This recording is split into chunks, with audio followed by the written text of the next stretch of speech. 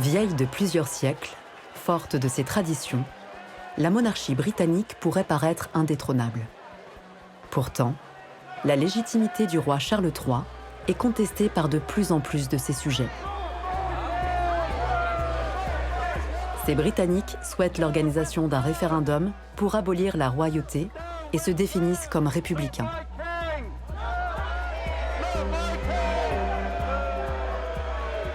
Nous sommes un groupe de pression et notre but est de se débarrasser de la monarchie.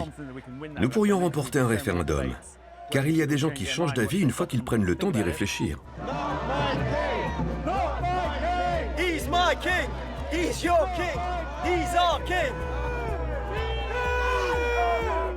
Je sais que certaines personnes ne veulent pas de nous ici, mais c'est la vie.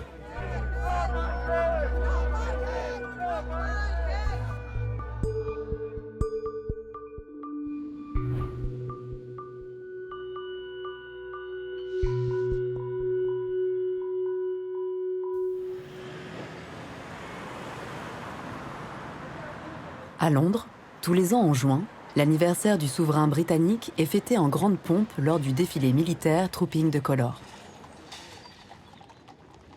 Pour s'assurer une place aux premières loges de cet événement, les militants anti-monarchie se sont levés aux aurores.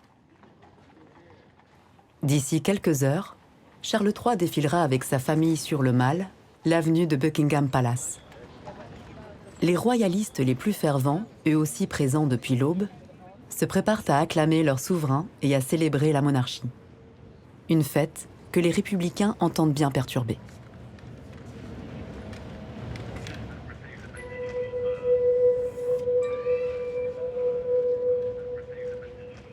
Graham Smith est leur chef de file. Il dirige le mouvement République depuis 20 ans. On va voir combien de personnes on énerve. Est-ce qu'on fait un petit test? On devrait peut-être l'orienter légèrement pour être sûr qu'on la voit bien lorsqu'ils prendront des photos de la famille royale. L'année dernière, c'est la première fois que nous sommes venus à cette parade. On avait environ 70-80 personnes ici. Et il a tellement plu qu'à la fin, nous n'étions plus qu'une vingtaine. Cette année, la priorité, c'est d'avoir des personnes qui arrivent devant le palais. Plus de 100 personnes ont dit qu'elles viendraient, donc on va voir qui vient. Depuis la mort d'Élisabeth II, le mouvement n'a jamais été aussi populaire. Il compte aujourd'hui 7000 adhérents.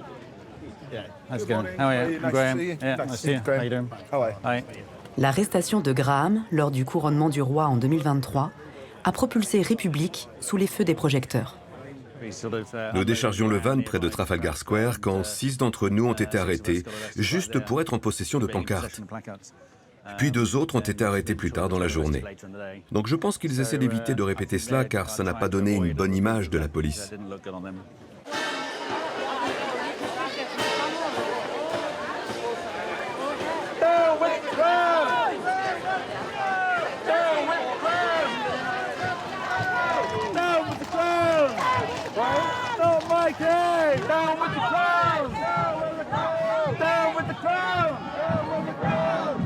Baissez les pancartes, vous allez vous faire arrêter. Tout le monde doit baisser ses pancartes. Malheureusement, la police métropolitaine a une fois encore décidé de ne pas autoriser une manifestation pacifique et utile. L'impact visuel est bien plus fort, et c'est justement le but. Sur les photos, sur les images, l'idée c'est d'avoir une mer de jaune. Mais vos pancartes sont toujours trop hautes. Peu importe. Nous n'allons pas faire notre manifestation en fonction de la police.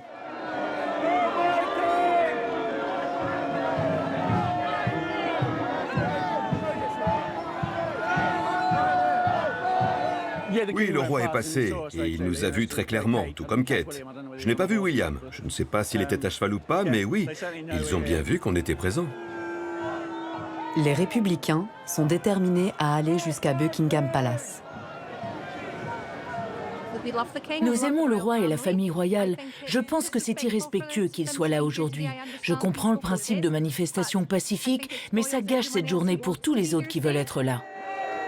Ces huées républicaines ont surtout le don de perturber le légendaire sang-froid britannique.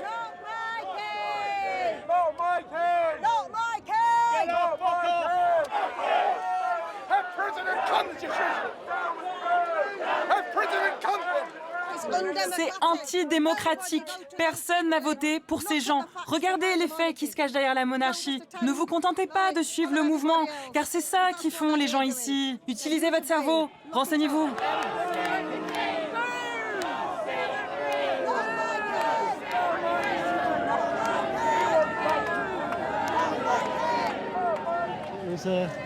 C'était une super manifestation, vraiment très forte. J'en suis très satisfait, beaucoup plus grande que l'année dernière, ce qui était notre principal objectif.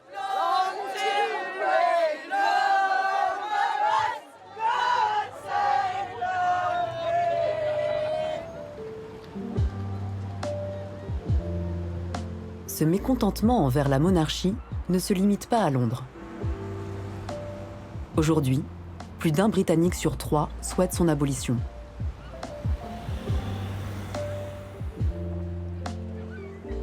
À 300 km de la capitale, la Cornouaille est une région aux velléités autonomistes. Beaucoup d'habitants critiquent l'État central et la monarchie. Comme ici, à Penzance, ville côtière qui attire de nombreux artistes. Andrew Swan est l'un d'entre eux. Cet ancien graphiste est devenu plasticien il y a 10 ans.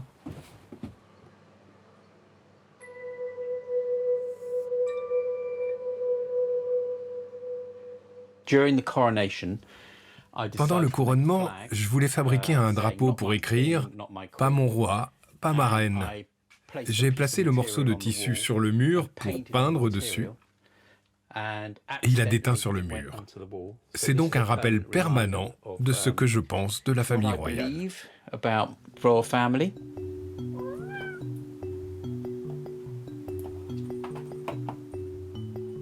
Ceci est donc ma nouvelle œuvre. Elle porte sur la famille royale qui profite de paiements provenant d'organisations caritatives, comme des loyers ou divers services facturés.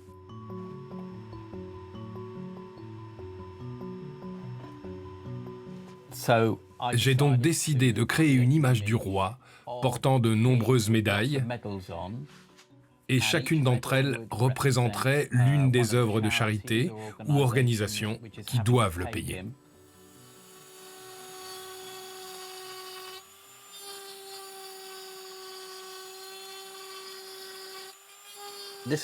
Ça, c'est le logo de l'association Macmillan, une organisation caritative qui aide les personnes atteintes de cancer. Elle a versé 19 millions d'euros à la famille royale pour la location d'un bien dans le centre de Londres. Et je ne pense pas que le grand public réalise qu'il finance indirectement la famille royale. En 2024, la location de propriétés à des associations, organismes publics et entreprises a rapporté près de 57 millions d'euros à la famille royale. J'ai commencé à explorer le milieu de l'extrême richesse. On a ceux devenus milliardaires grâce à leur entreprise, mais on a aussi une autre forme d'extrême richesse, celle des héritiers. Et à leur tête, il y a la famille royale. Et puis, tu commences à comprendre combien de terres, ici, sont possédées par ces riches héritiers.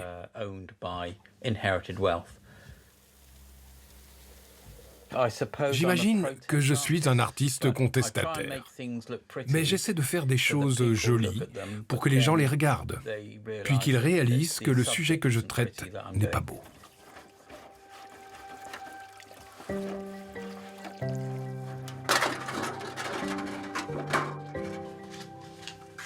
L'inspiration artistique d'Andrew Swan est aussi nourrie par son engagement bénévole.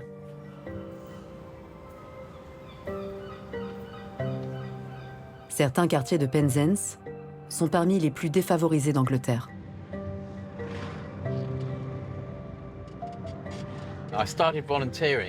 J'ai commencé le bénévolat il y a environ 10 ans pour une association de distribution de nourriture, Street Food Project. Tous les mercredis, je me rends dans un hôtel et je récupère à 16h un hachis parmentier qu'il cuisine pour l'association. Brilliant, thank you. Just grab you the peas. You're right, brilliant.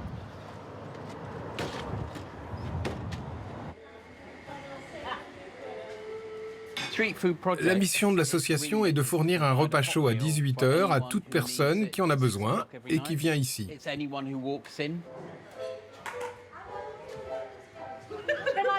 Est-ce que je peux juste te dire qu'Andrew est génial et qu'on adore la nourriture? Je ne l'ai pas cuisiné, tu sais. Je sais, mais c'est toi qui l'amène ici. Et si tu ne faisais pas ça, ce ne serait pas là, n'est-ce pas?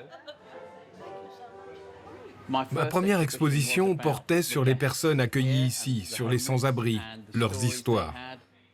Travailler ici, c'est une expérience qui vous fait garder les pieds sur terre. Car ici, on est à l'autre extrême du spectre de la richesse. Et ces personnes survivent avec très peu. Et pourtant, elles tiennent le coup.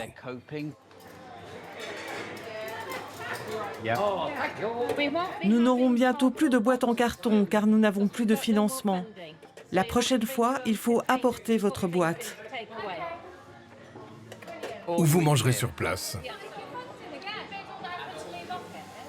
Dans la région, de nombreuses terres et propriétés appartiennent au duché de Cornouailles, créé au XIVe siècle.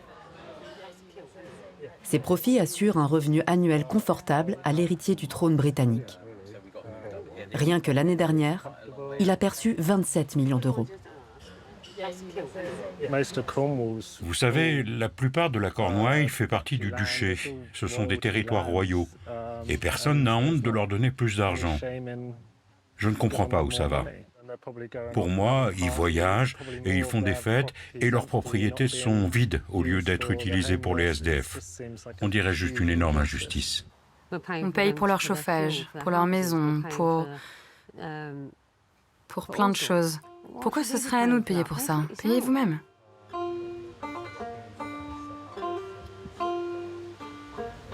Le Royaume-Uni est l'un des pays les plus inégalitaires d'Europe. Un fossé qui s'est creusé avec le Brexit, la pandémie et la crise économique. Cette réalité est aussi le moteur de l'engagement républicain de Danny Rawlings. À Bristol, ce professeur de 38 ans s'investit au niveau local pour le mouvement République.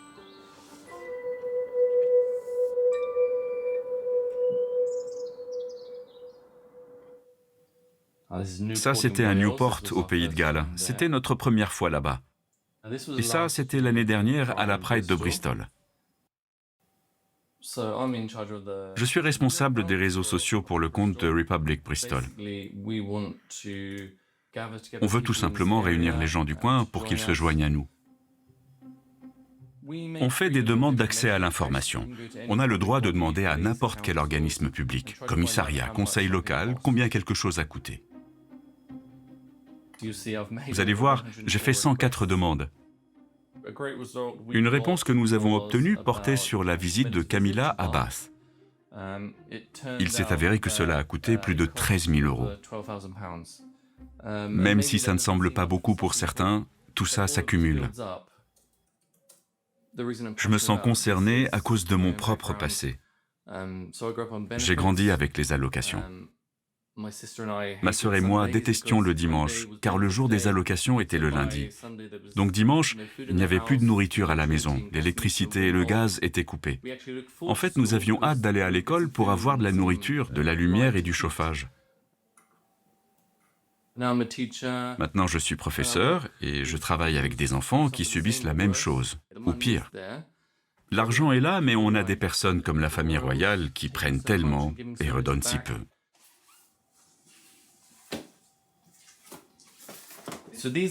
Voici des livres que j'ai collectionnés au fil du temps. Celui-ci, par exemple, a coûté 13 600 000 euros aux contribuables. C'était pour le jubilé de platine. Ça a été donné à chaque enfant de primaire dans le pays. Un énorme gâchis d'argent. Je les collectionne car je suis stupéfait par leurs récits et comment les supporters de la monarchie essayent de le manipuler. Parfois, c'est ridicule. Par exemple, dans ce livre, ils font comme si Charles était un travailleur acharné, qu'il porte plusieurs chapeaux, alors que l'on peut voir dans son agenda qu'il a seulement quelques engagements par mois, dont la plupart durent moins d'1 heure, et il est payé des millions de livres sterling pour ça. Personnellement, je n'appellerais pas ça du travail acharné, mais les gens, dès le plus jeune âge, grandissent avec ce récit.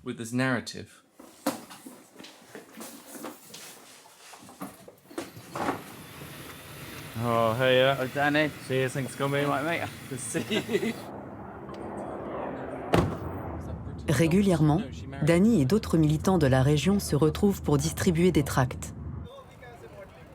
À Bath, ville anglaise conservatrice, ils rejoignent Graham Smith, le dirigeant du mouvement République.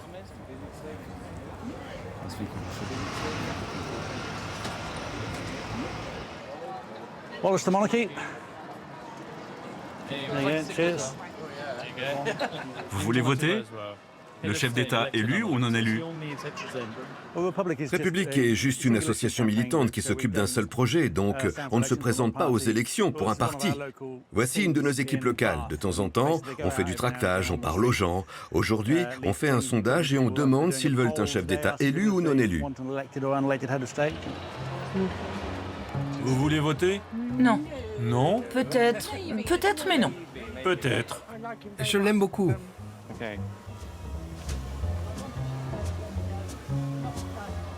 On utilise le drapeau de l'Union Jack pour prendre les monarchistes à leur propre jeu.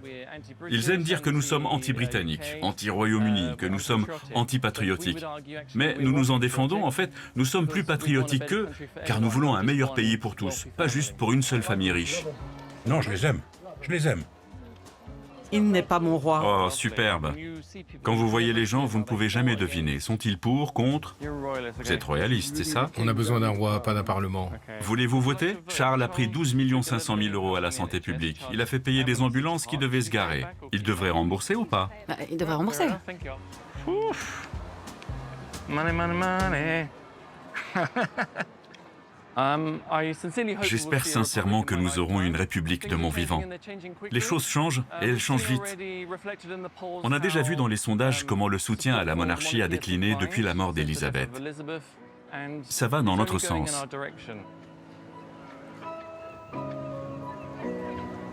À Kiel, au cœur de l'Angleterre, le Byline Festival rassemble chaque année militants, artistes et journalistes venus défendre la liberté d'expression.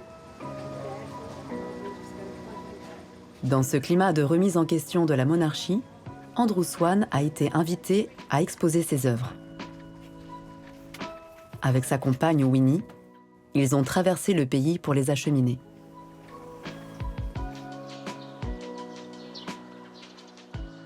Ici, c'est l'entrée. C'est là qu'ils vont arriver. 650 personnes vont arriver pour s'enregistrer, donc ils vont voir ça directement.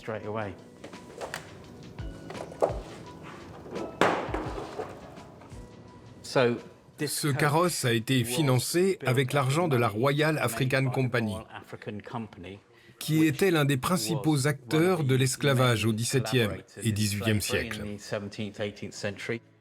Voici leur logo. Ce logo a été camouflé au fil des siècles, car c'est devenu embarrassant. Mais j'ai décidé de le remettre en avant et de le placer directement sur le carrosse. C'est bien car je les avais seulement vus accrochés au mur la dernière fois. Je ne crois pas les avoir vus tenir debout tout seuls. Oui, ils se tiennent tout seuls pour plus de flexibilité. Stephen Colgrave, directeur du festival et fondateur du média indépendant Byline Times, a découvert le travail d'Andrew lors d'une exposition à Londres. Il y a trop peu d'artistes qui osent critiquer la monarchie ou même protester contre quoi que ce soit. Dans les années 60, il fallait être anti-système. Nous avions la chanson « God Save the Queen, the Fascist Regime », qui était un vrai tube.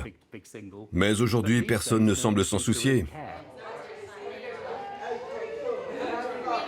Le lendemain, le festival ouvre ses portes pour 3 jours. J'ai créé cette œuvre peu de temps après le couronnement du roi Charles. Je pense que toute cette histoire est répugnante. Et je ne pense pas que nous devrions avoir une monarchie.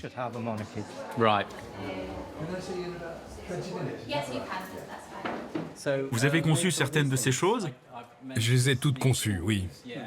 Donc cette œuvre s'appelle Le roi des rachitiques. Il y a aujourd'hui des maladies liées à la pauvreté, comme le rachitisme ou le scorbut, que l'on n'avait plus vu depuis l'époque victorienne. Mon père a souffert du rachitisme. Alors quand j'ai appris que cela revenait, j'ai été bouleversé.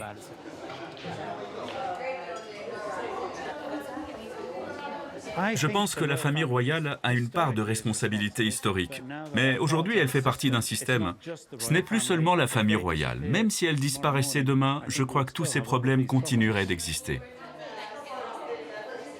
Certaines personnes vont s'y intéresser et elles peuvent être d'accord ou pas. Ça m'est égal. Ce que j'apprécie, c'est l'interaction. J'espère juste que cela permettra de les sensibiliser aux inégalités. À Londres, le fossé entre riches et pauvres s'illustre particulièrement dans le secteur d'Isle of Dogs, historiquement ouvrier. Les tours de verre de Canary Wharf, l'un des plus grands centres financiers d'Europe, côtoient les barres d'immeubles sociaux. Jane Smith, infirmière en soins palliatifs, réside dans ce quartier.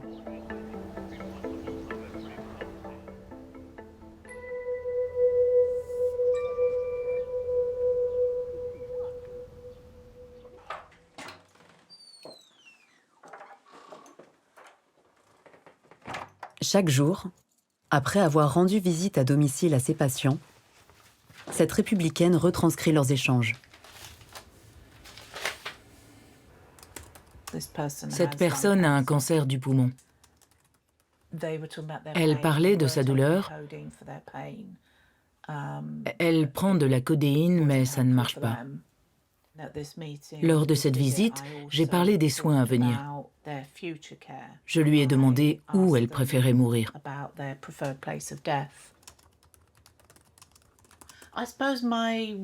J'imagine que mon travail renforce mes idées républicaines, car je vois les effets de la pauvreté sur la vie des gens. Je vois tellement d'inégalités dans ce pays. On sait que la reine avait des soins médicaux privés. Je ne pense pas qu'elle aurait vécu aussi longtemps sans ça. Certains de mes patients doivent attendre plusieurs jours pour voir un docteur. Et ce sont des personnes qui sont mourantes, qui essayent d'avoir des prescriptions à temps.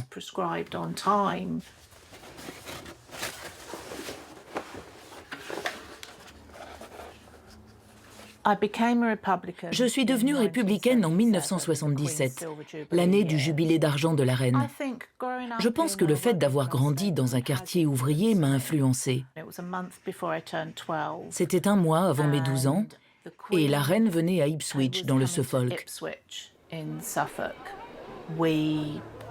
Nous sommes arrivés relativement tôt pour attendre la reine, et je me souviens que nous avons attendu des heures et des heures. Finalement, la reine est apparue. Mais en réalité, ce fut si décevant. La banalité de ces gens. Je pensais qu'il y aurait quelque chose de vraiment remarquable chez cette femme, parce qu'elle était la reine, qu'elle était différente de nous tous. Et je me suis dit, nous sommes censés acclamer et nous réjouir de simplement apercevoir ces personnes. Et c'est là que j'ai pris conscience de l'obscénité de la famille royale, de tout l'establishment et de l'institution.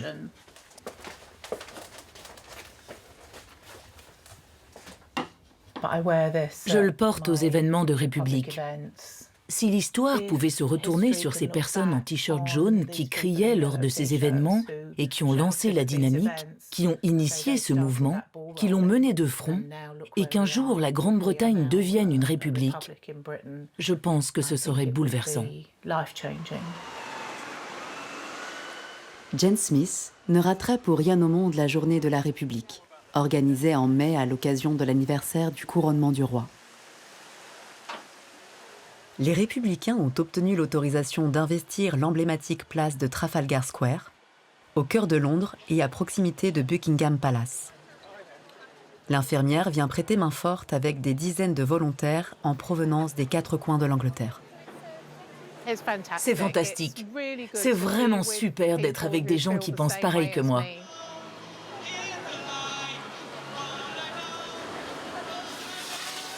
Oui, on a une plus grosse scène, tout est mieux organisé, on a plus de musique. Tout le monde va venir cette fois, et le dinosaure sera prêt avant que ça commence.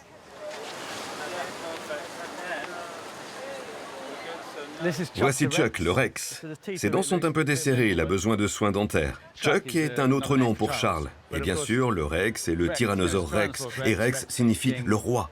Donc c'est un peu une analogie à plusieurs niveaux. En gros, il représente la monarchie comme quelque chose qui devrait appartenir à un musée.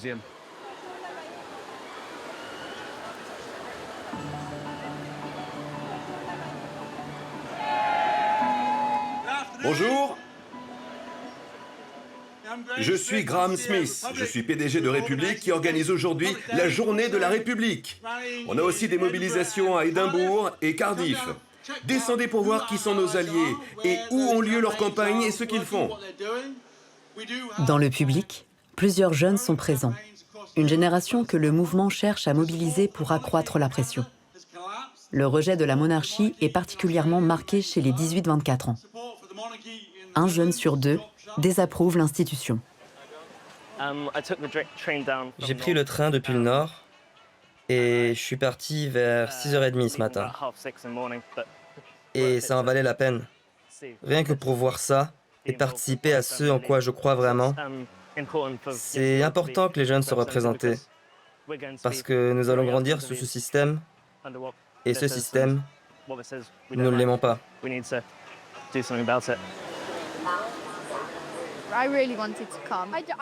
Je voulais vraiment venir. Je pense vraiment que c'est bien qu'il y ait une forte participation pour montrer que nous sommes là et que nous voulons que le pays devienne une république. J'ai dit à mes amis que je venais. Certains n'y avaient jamais réfléchi avant et pensaient simplement que c'était normal d'avoir une monarchie. Et certains se sont dit après coup que ça n'avait pas beaucoup de sens qu'on ait une monarchie ici. Je voudrais simplement vous présenter quelqu'un que vous avez déjà entendu plusieurs fois, actrice, militante, excellente à la télévision pour débattre de la monarchie et remarquable dans les podcasts. Voici Kelichi Okafor.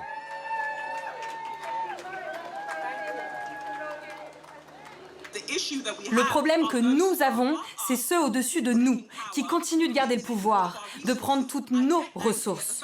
Je suis en colère à cause du fait que nous avons si peu dans ce pays, mais que nous prétendons que nous en avons beaucoup. En tant que nation, nous ne sommes pas encore entrés dans le 21e siècle, car nous continuons de maintenir des reliques archaïques, draconiennes, qui ne nous aident pas, au nom du maintien de la tradition. Est-ce que la tradition est plus importante que votre liberté ? Je crois qu'il aime vraiment le roi Charles. C'est son chouchou. S'il y a une chose à retenir, c'est ça. Ce que les gens ne veulent pas, c'est le changement. Pour moi, c'est important d'être ici en tant que femme britannique noire, d'origine nigériane, car la monarchie a historiquement été un symbole de colonialisme et d'oppression pour les gens comme moi. Tu peux rencontrer un autre Nigérian, un autre Britannique nigérian qui pense que c'est tout à fait normal. Nous ne pensons pas la même chose. Ils ont le droit d'avoir cette opinion. Mais moi, je ne peux plus regarder en toute conscience cette entité qui représente les massacres, les viols, les pillages, le colonialisme dans son ensemble et l'oppression.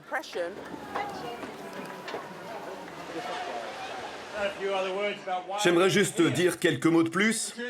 Tant que nous sommes là, parce que nous allons gagner, comme je l'ai dit. Et puis un jour, nous irons tous, peu importe où l'on vit au Royaume-Uni, voter pour abolir la monarchie.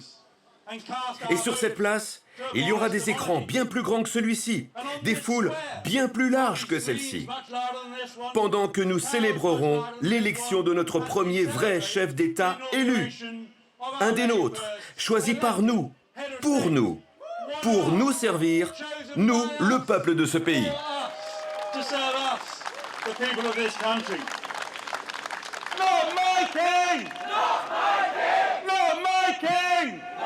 Le mouvement républicain a su s'imposer durablement dans le paysage britannique. Mais pour espérer remplir ses rangs encore clairsemés et tourner la page de la monarchie, il lui reste un défi majeur. Pousser à l'engagement les millions de Britanniques qui sont pour le moment indifférents au pouvoir en place.